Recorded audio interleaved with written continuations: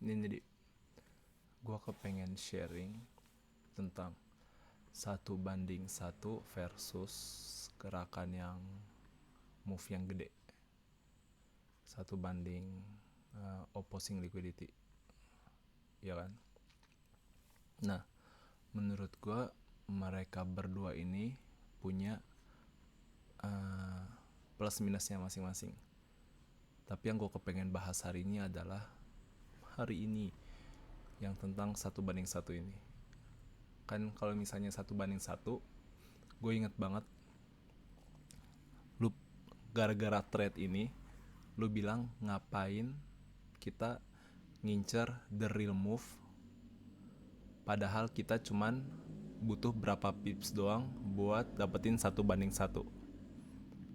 Nah, gue juga paham sih maksudnya ngapain kita ngikutin the real move kalau misalnya kita tuh cuman butuh berapa pips doang buat dapetin 1:1, ya kan?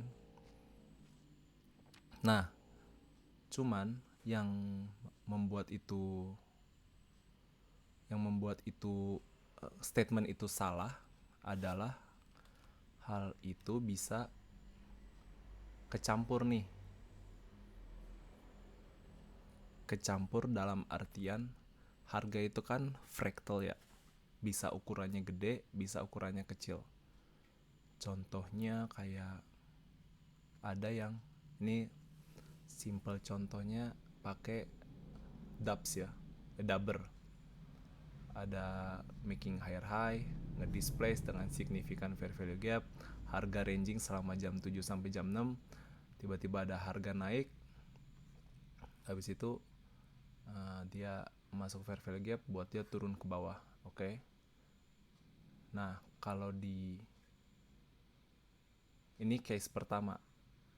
Case kedua, ada juga yang tipenya kayak gini nih. Gini. Significant fair value gap, dia naik, terus dia turun. Nah, kedua ini adalah fractal.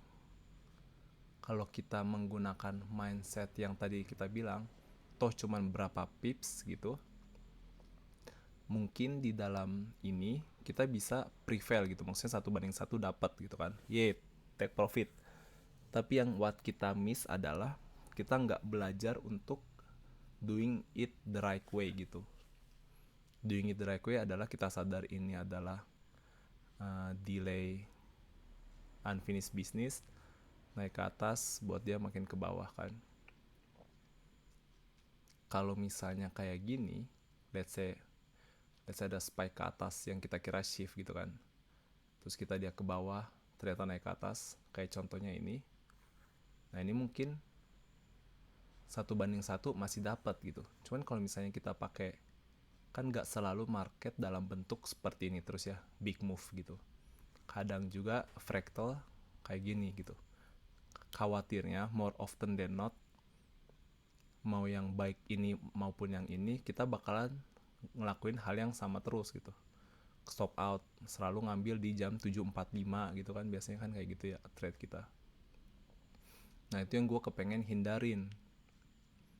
Jadi boleh 1:1, tapi dalam artian doing it the right way gitu. Itu yang gue kepengen emphasis di dalam trade kita. Kita ambil contoh jam 7 tadi. Mana jam 7?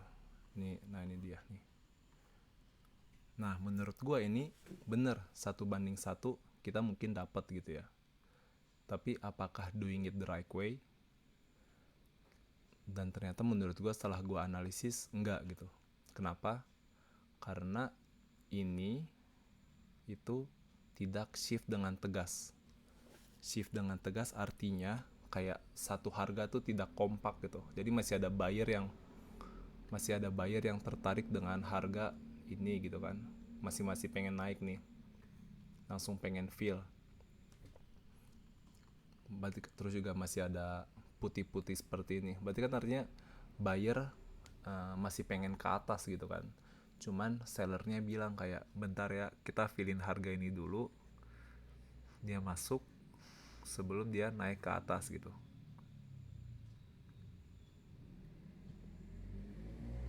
sebenarnya tuh tadi pagi gue bilang ini nih ada market structure shift nih, ini maksud gue nih dengan fair value gap, market structure shift.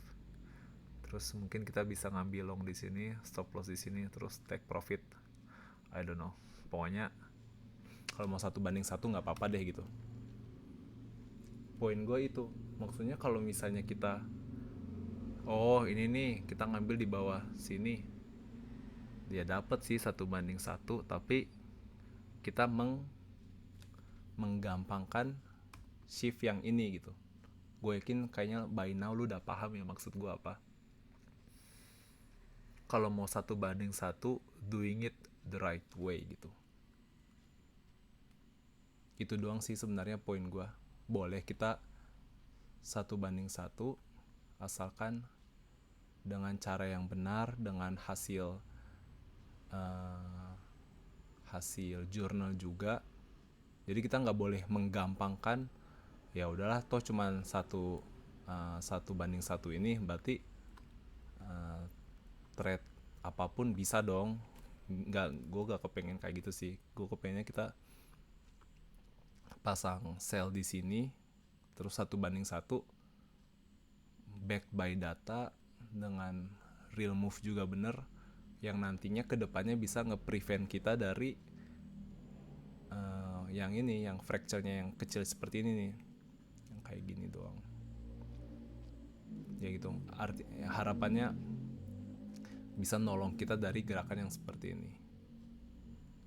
Oke, jadi even lu mau 1:1, doing it the right way. Gue akuin yang ini salah gue adalah karena tidak gue udah tahu shiftnya itu walaupun shift tapi dia tidak tegas gitu. Tegasnya pun tidak berhasil ngedisplace. Maksudnya oke, kalau ini gagal, maksudnya kalau misalnya udah tahu ini gagal, kita cari buy atau bukan cari buy ya, mungkin kita avoid atau enggak kita cari alternatif lainnya. Cuman